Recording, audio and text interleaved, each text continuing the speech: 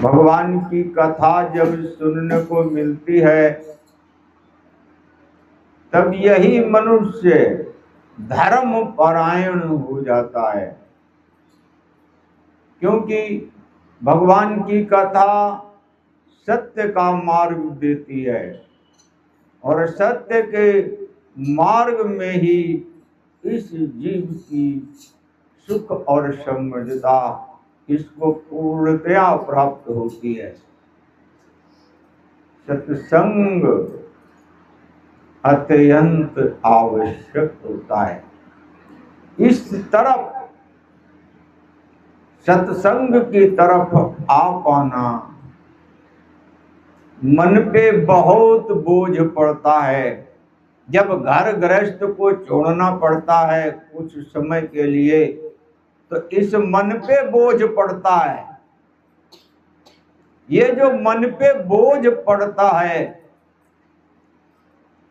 इसको बर्दाश्त किया जाता है और सत्य की मार्ग में इसी मन को लगाया जाता है।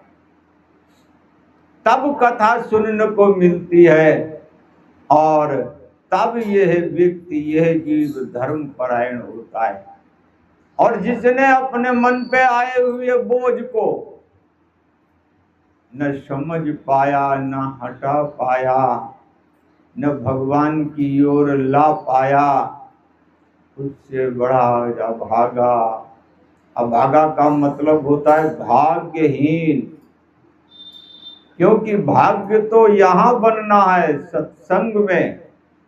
क्योंकि धर्म की बातें सुनने को कौन सी जगह ऐसी है जहाँ भगवान की कथा और सत्संग के सिवाय कहीं भी सुनने को मिलता हो। ये तो भगवान की कथा। बिनु सत्संग विवेक न होई, राम करता बिनु सुलभ न सोई। बिनु सत्संग विवेक न होई, राम कृपा बिनु सुलभ न सोई।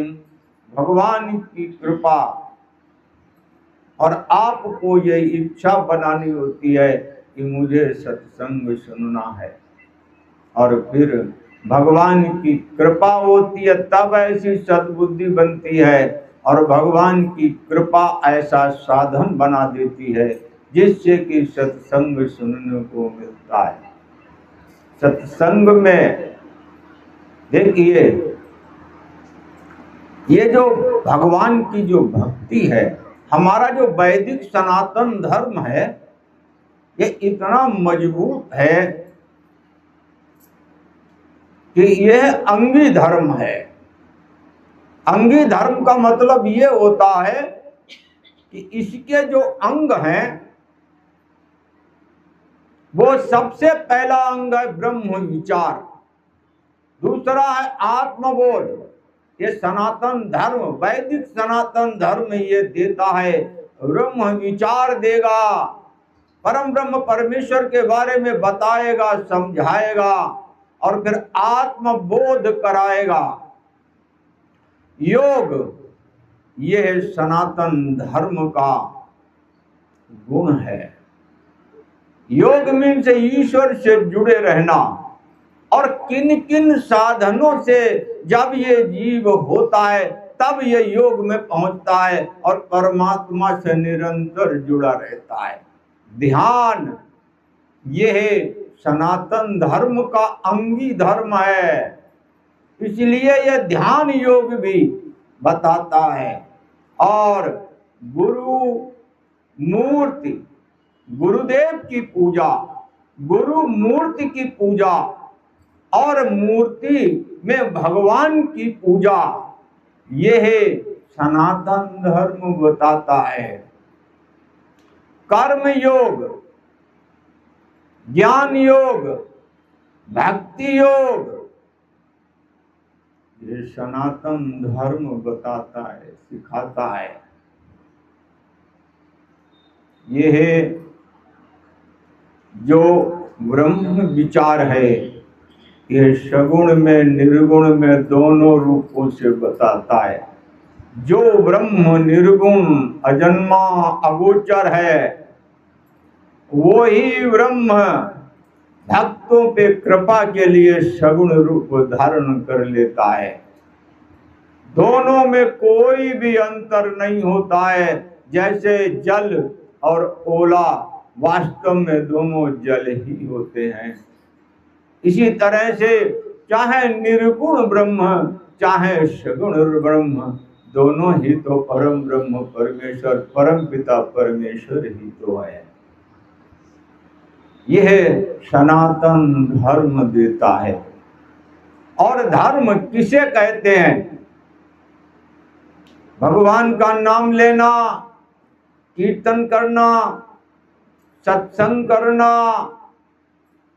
पूजा पाठ करना, ये सनातन धर्म के अंग हैं। मातृ देवो भव, पितृ देवो भव, आचार्य देवो भव। भक्ति योग ये सनातन धर्म सिखाता है। माता को ही परम ब्रह्म परमेश्वर मानकर आराधना करो। जो जन्म देने वाली माँ ही तुमको ईश्वर रूप में साक्षात्कार करा देगी। यह वैदिक सनातन धर्म बताता है। पितृ देवो भव, जो पितृ भक्ति है, परम ब्रह्म परमेश्वर के रूप में पितृ भक्ति आत्म साक्षात्कार करा देती है।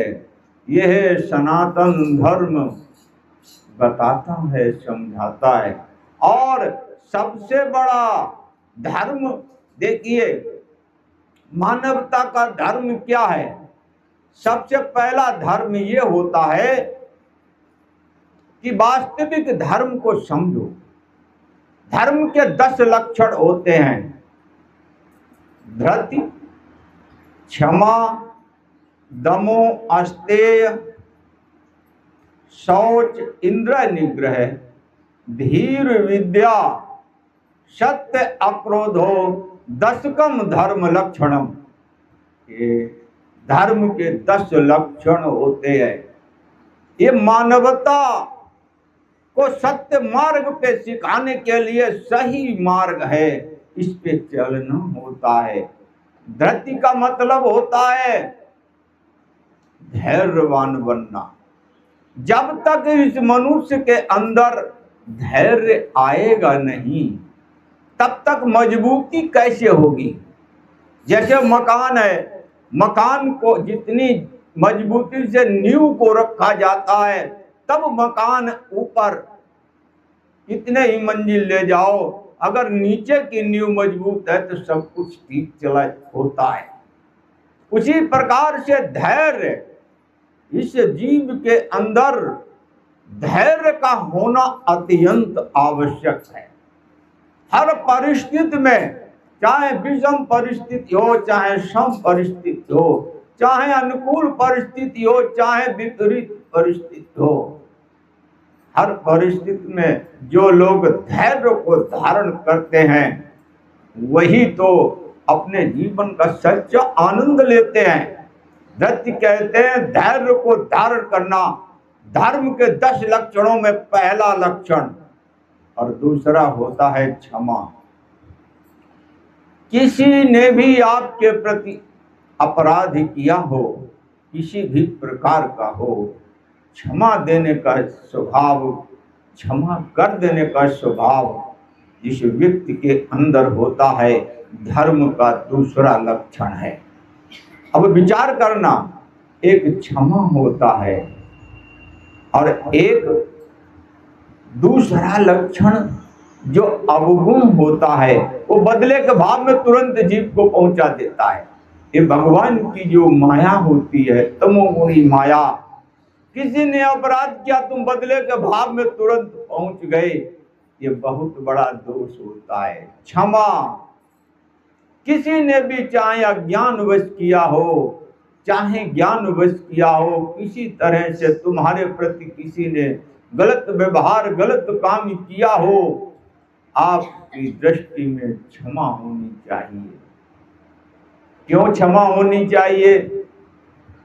इसलिए कि क्षमा करने से तुम्हारा हृदय पवित्र होगा।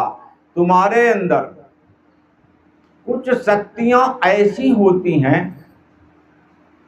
जो कि सोई हुई होती हैं। धर्म के जो क्षमा करने की जो वृत्ति है, यह इस कलयुग में हर जीव के अंदर ज्यादा से ज्यादा सोई हुई है, और बदले के भाव वाली शक्ति हृदय के अंदर जागी हुई रहती है। जैसे ही किसी ने कुछ कहा और ये जीव बदले के भाव में पहुंच जाता है, क्योंकि कलयुग का प्रभाव है, अवगुण हमेशा तैयार रहता है, लेकिन गुण जो शक्ति है क्षमा करने की, वो शक्ति सोई रहती है। लेकिन जागी हुई किसकी रहती है जानते हो? जागी हुई उसकी रहती है जो सत्संग से प्रेम करता है, क्योंकि सत्य का संग बहिरिंग और अंतरिम दो में होता है। बहिरिंग का मतलब ये होता है कि जैसे आप कथा को सुन रहे हो, ये बहिरिंग है, और अंतरिम अंदर अपने परम पिता परमेश्वर के प्रति असीम श्रद्धा रखना, असीम विश्वास रखना और उस पे चलना, ये क्षमा। हृदय के अंदर क्षमा की वृत्ति बनती है जब तुम्हारे प्रति कोई अपराध करता है। दमो, मन और इंद्रियां दोनों को वश में करना। बस का मतलब ये अपने अनुकूल चलाना। अपना अनुकूल कौन सा होता है? तुम्हारा अपना आत्मबोध तुम्हारा अपना है। ये पंच भौतिक शरीर तुम्हारा अपना नहीं है। आत्मबोध के अनुकूल अपने आप अपने मन को रखना, और अपनी इंद्रियां, दो प्रकार की इंद्रियां होती हैं।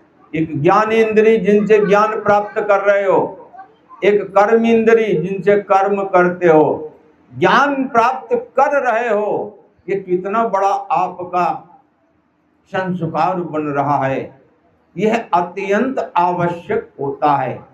तो मन और इंद्रियों को वश में रखना ये धर्म का चौथा लक्षण होता है। ये करना ही होता है अपने आप को। और हमारे जो वेद शास्त्र पुराण है, उनमें जो सुना है उसके अनुकूल अपने मन को रखना, और फिर अपनी इंद्रियों को उसके हिसाब से चलाना, ये होता है दमु।